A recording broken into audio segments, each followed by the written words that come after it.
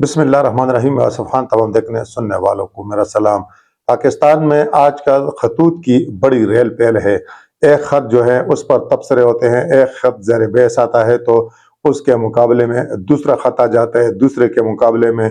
تیسرا خط آ جاتا ہے۔ گزشتہ روز جو ہے وہ 300 وکلاء نے خط لکھا ہے سپریم کورٹ آف پاکستان کو، chief justice supreme court of Pakistan کو۔ انہوں نے جو مطالبات کیے ہیں اس پر بات کریں گے، ساتھ ساتھ یہ بھی آپ کو بتائیں گے کہ گزشتہ 2 دنوں سے یہ جو خبر چل رہی ہے کہ چیف جسٹس کو ایکسٹینشن مل رہی ہے، اس کے لیے کیا طریقہ کار واضح ہو رہا ہے۔ حکومت کی جانب سے اس حوالے سے وضاحت بھی آ چکی ہے، لیکن کچھ سینئر جرنلسٹ جو ہیں وہ اب بھی اس بات پر مصر ہیں کہ اس طرح کا کوئی فیصلہ جو ہے ہونے جا رہا ہے۔ اس پر بھی بات کریں گے، دیگر موضوعات جو ہیں وہ بھی زیر بحث ہوں گے، لیکن سب سے پہلے ہمارے ان تمام دوستوں سے گزارش ہوگی کہ جنہوں نے اب تک ہمارے چینل سبسکرائب نہیں کیا کہ ہمارے اس چینل کو سبسکرائب بھی کریں، بیل آئیکن کا بٹن بھی دبائیں اور اس ویڈیو کے حوالے سے کمنٹس باکس میں اپنی رائے کا ضرور اظہار کریں۔ تو شروعات کرتے ہیں اسلام آباد ہائی کورٹ کے جو 6 ججز صاحبان ہیں ان کے خط کے معاملے پر۔ ملک بھر کے 300 سے زائد جو وکلاء ہیں انہوں نے سپریم کورٹ سے آئین کے آرٹیکل 184(3) کے تحت عدالتی امور میں مداخلت کرنے کے الزامات کا نوٹس لینے کا مطالبہ کیا،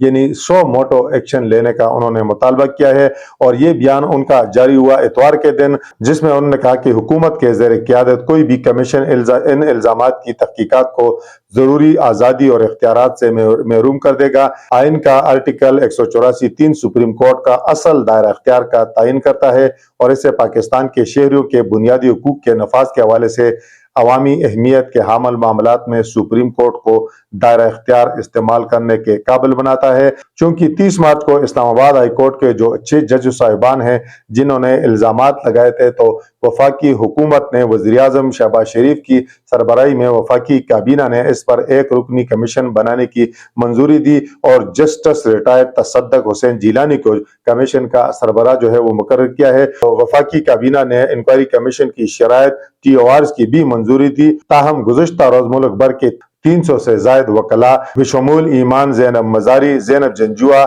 عبد المعیز جعفری، سلمان اکرم راجہ، تیمور ملک، اور دلچسپ بات یہ ہے کہ جو کمیشن کے سربراہ مقرر کیے گئے ہیں تصدق حسین جیلانی کے صاحبزادے ثاقب جیلانی بھی ان وکلاء میں، ان 300 وکلاء میں شامل ہیں جنہوں نے اپنے دستخطوں سے جو ہے یہ خط لکھا ہے سپریم کورٹ کو۔ اپنے اس خط میں انہوں نے کہا کہ ہم اسلام آباد ہائی کورٹ بار ایسوسی ایشن، اسلام آباد بار ایسوسی ایشن، Sindh bar association, Pakistan bar council, Khyber Pakhtunkhwa bar council, Balochistan bar council کی جانب سے منظور کی قراردادوں کی اس حد تک توثیق کرتے ہیں کہ وہ عدلیہ کی آزادی کو برقرار رکھنے کا عزم ظاہر کرتی ہیں، اور ہائی کورٹ کے 6 ججوں کے ساتھ اظہار یکجہتی کرتے ہوئے ان کے جرأت مندانہ اقدامات کو سراہتے ہیں اور ایسے اصولوں کو برقرار رکھنے کے لیے مناسب کارروائی کا مطالبہ کرتے ہیں۔ اس خط کا جو بیانیہ ہے اس میں کہا گیا ہے کہ یہ پہلا موقع نہیں ہے جب اس طرح کے الزامات لگائے گئے ہوں۔ جسٹس ریٹائرڈ شوکت عزیز صدیقی نے بھی اس طرح کے الزامات لگائے تھے، اس کے نتیجے میں انہیں بغیر کسی کارروائی کے عہدے سے ہٹایا گیا تھا۔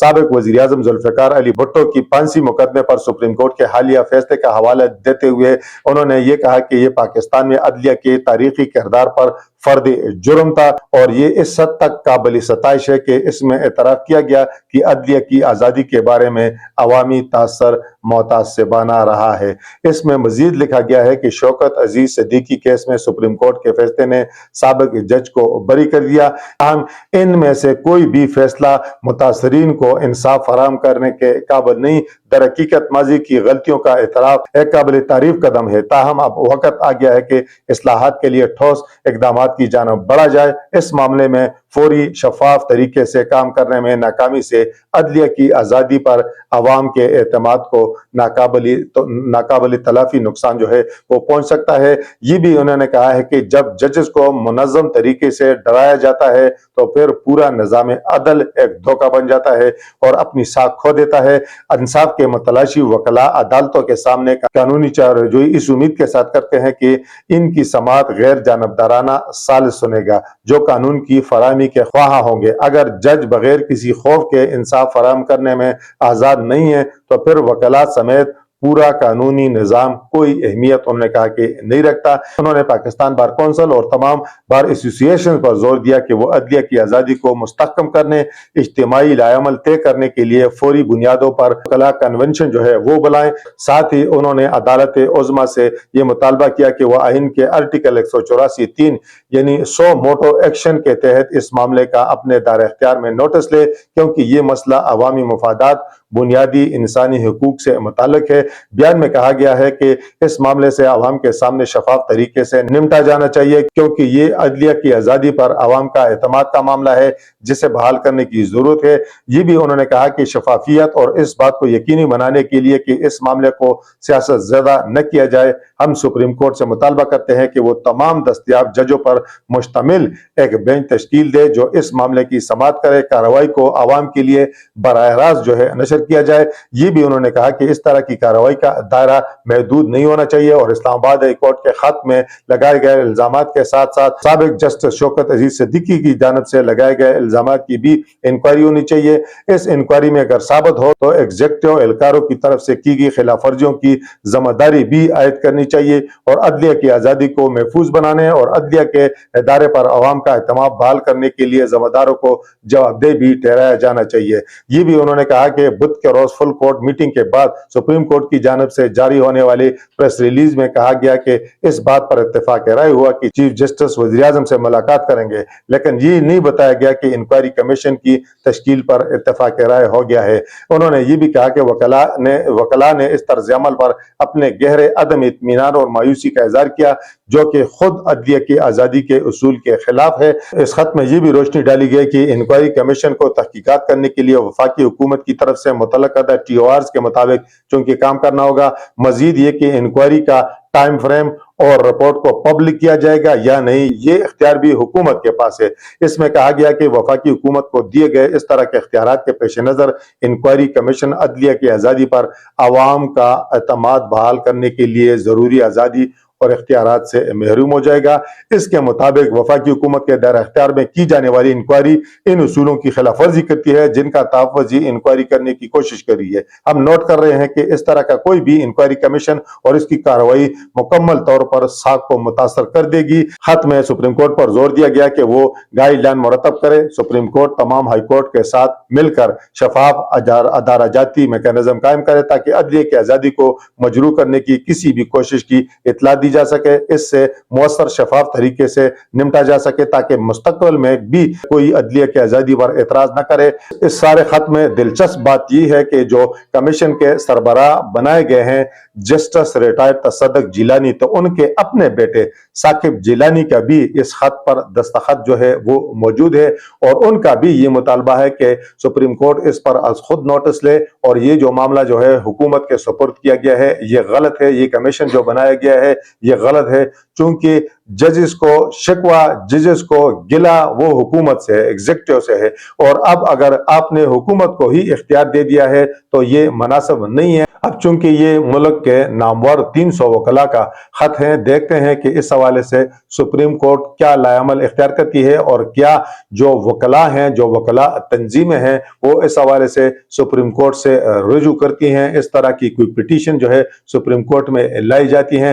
جس طرح میاں داؤد ایڈوکیٹ ہیں جنہوں نے مظاہر نقوی کے خلاف، جو جسٹس مظاہر نقوی تھے، ان کے خلاف بھی سپریم جوڈیشل کونسل میں درخواست دی تھی۔ اب بھی جو موجودہ 6 جج صاحبان ہیں انہوں نے ان کے حوالے سے بھی سپریم کورٹ میں جو ہے وہ درخواست دی ہے، چونکہ درخواست جو ہے وہ الگ انداز سے ہے، مختلف انداز سے ہے، بہرحال انہوں نے یہ درخواست دی ہے۔ تو کیا اب یہ 300 وکلاء جنہوں نے یہ خط لکھا ہے تو اس خط کو جو ہے اس طرح کا کوئی ریٹ پٹیشن بنا کر، اس طرح کا کوئی درخواست بنا کر جو ہے سپریم کورٹ کے سامنے لایا جا سکتا ہے، پیش کیا جا سکتا ہے۔ دوسری بات یہ ہے کہ اگر یہ کمیشن چونکہ اس نے 2 ماہ کے اندر اپنی رپورٹ مرتب کرنی ہے، اگر اس کی رپورٹ جو ہے وہ ایگزیکٹوز اور انٹیلیجنس اداروں کے حوالے سے ثابت ہوگی، پھر کیا کارروائی ہوگی، اور اگر جج صاحبان مس کنڈکٹ کے مرتکب پائے گئے تو پھر کیا کارروائی ہوگی۔ میرا خیال ہے کہ جج صاحبان کے خلاف اگر یہ معاملہ ثابت ہو گیا تو وہ تو پھر فارغی آپ ان کو سمجھے، کیونکہ ان کی ساکھ جو ہے وہ وہ متاثر ہو جائے گی اور وہ فارغ ہوں گے۔ لیکن اگر دوسری فریق کے حوالے سے اس طرح کے کوئی الزامات ثابت ہو گئے تو مجھے لگتا نہیں ہے کہ حکومت اس حوالے سے کوئی عمل درآمد کر سکے۔ دوسرا، چونکہ جسٹس ریٹائر تصدق حسین جیلانی کے حوالے سے یہ بھی کہا جا رہا ہے کہ وہ دھیمے مزاج کے آدمی ہیں، وہ زیادہ تنازعات میں الجھتے نہیں ہیں، خاموش طبع آدمی ہیں، تو ان سے ایسی رپورٹ کی توقع کی جا رہی ہے کہ جو تمام جو فریقین ہیں ان کے لیے قابل قبول ہو، یا اس طرح کی رپورٹ ممکنہ طور پر ہو سکتی ہے کہ جس میں تمام فریقین کی فیس سیونگ ہو سکے۔ دیکھتے ہیں کہ اس حوالے سے آنے والے دنوں میں پیش رفت کیا ہوتی ہے، کیونکہ پاکستان تحریک انصاف جو ہے انہوں نے اس کمیشن کو چیلنج کرنے کا بھی اعلان کیا ہے، اور جب وہ اس طرح کی کوئی درخواست لے کر جو ہے عدالت جاتے ہیں تو وہاں پر جو ہے اس درخواست کے ساتھ کیا کرتی ہے۔ اب آتے ہیں جو ایک اہم خبر جو گزشتہ 2-3 دنوں سے گردش کر رہی ہے، اور یہ خبر سب سے پہلے چلائی ARY نیوز نے،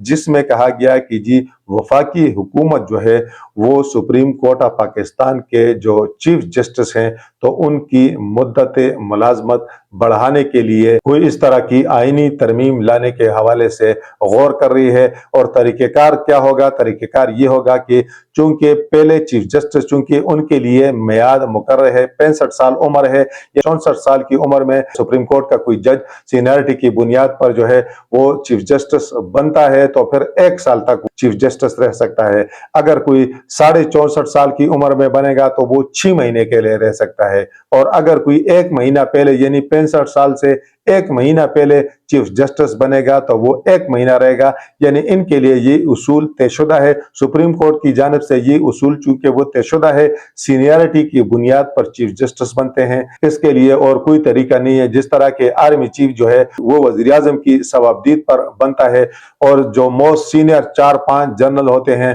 اس میں کسی کو بھی آرمی چیف کسی کو بھی chairman joint chief of staff committee لگایا جا سکتا ہے، تو عدلیہ میں اس طرح کا طریقہ کار نہیں ہے۔ دوسرا، چونکہ پاکستان کا آرمی چیف جو ہوتا ہے جب وہ آرمی چیف بنتا ہے تو اس کے بعد وہ 3 سال تک کے لیے آرمی چیف ہوتا ہے، جو بھی آرمی چیف بنے۔ لیکن عدلیہ میں اس طرح کا میکانزم نہیں ہے۔ عدلیہ کا طریقہ کار میں نے آپ کو بتا دیا، ایک تو سینئرٹی ہے، جو موسٹ سینئر جج ہوگا وہی چیف جسٹس بنے گا، یعنی اس کے لیے یہ نہیں ہے کہ آج چیف جسٹس بن گیا تو 3 سال چیف جسٹس رہے گا۔ لیکن اب جس آئینی ترمیم کے حوالے سے میڈیا میں رپورٹس آ رہی ہیں وہ یہ ہے کہ اب چیف جسٹس جو ہے وہ بھی 3 سال کے لیے ہوگا، یعنی جو چیف جسٹس بنے گا، اگر یہ آئینی ترمیم آگے کہا تو یہ جا رہا ہے کہ سینٹ انتخابات کے بعد شاید اس طرح کی ترمیم آ جائے۔ اس حوالے سے جو ہے وہ مختلف سطح پر مشاورت کا عمل جاری ہے۔ اگر اس طرح کی ترمیم آ گئی، منظور ہو گئی، تو پھر جو ہے جو بھی چیف جسٹس بنے گا،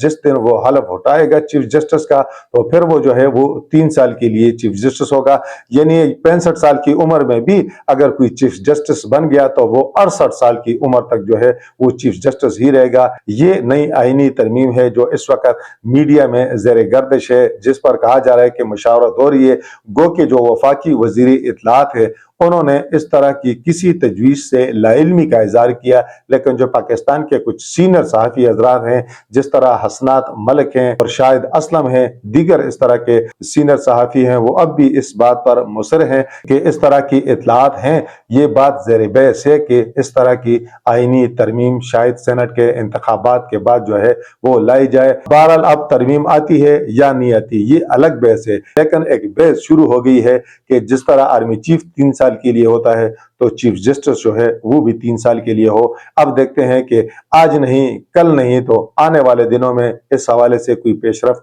ہوتی ہے یا نہیں ہوتی۔ ترکی کی آخر میں بات کر لیتے ہیں کہ ترکی میں جو بلدیاتی انتخابات ہوئے تو اس میں جو صدر طیب رجب اردگان کی جو جماعت ہے اسے ناکامی کا سامنا کرنا پڑا ہے، اور جو اپوزیشن کی جماعت ہے انہوں نے ان انتخابات میں کامیابی حاصل کی ہے۔ تو اس حوالے سے یہ کہا جا رہا ہے، جو ابتدائی رپورٹ سامنے آئی ہیں وہ یہ ہے کہ بنیادی وجہ جو ہے وہ مہنگائی ہے۔ ترکی میں بڑھتی ہوئی مہنگائی جو ہے انہوں نے طیب رجب اردگان کی جو جماعت ہے اس کی مقبولیت میں काफ़ी हद तक जो है कमी की है। लोग इस जमात और तैयब उर्दगान से अब नाला होते जा रहे हैं। 2 दहाइयों से वो तुर्की की सियासत पर जो है वो राज कर रहे हैं, लेकिन बल्दियाती इंतखाबात में उन्हें शिकस्त का सामना करना पड़ा है। तो महंगाई आप देख लें कि हर जगह जो है हर हुकूमत की नाकामी का वो बाइस बन रही है। और मौजूदा हुकूमत के हवाले से भी मेरी यही राय है कि अगर ये हुकूमत एक काम कर ले, कि अगर ये हुकूमत महंगाई को कम कर ले, तो मेरा ख्याल है कि